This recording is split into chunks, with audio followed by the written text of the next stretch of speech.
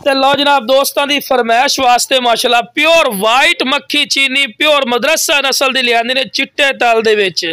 ते बड़े दोस्तों की फरमाइश भी आई कि फौजी भाई चिट्टे ताले पाठ लिया दो जो शौक पूरा करने वाली होवे। ते आज जनाब इस तो बाद शौक नस्ल और क्वालिटी नहीं होंदी ने, कोई ऐसा पॉइंट नहीं जिहड़ा वीरे दा काम होवे, हर पॉइंट नूं जबरदस्ती ने। और माशाल्लाह वेल चेक करो पाठ की चंगी लंबी वेल लंबी गर्दन दे विच और कन्ना दे चौड़ाई भी चेक कर सकते हैं और लंबाई भी चंगे चौड़े ते लंबे कन्ना दे विच और चंगी जालर और तोता फेस जिन्होंने आखते ना 100% ए बिरा चीज़ ने।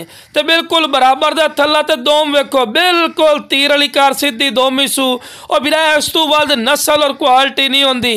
जेड़ा बिरा आंदा कि फौजी भाई शौक रखना तो शौक पूरा नहीं होंदा, बिरा इस तो बाद कोई शौक होंदा ही नहीं।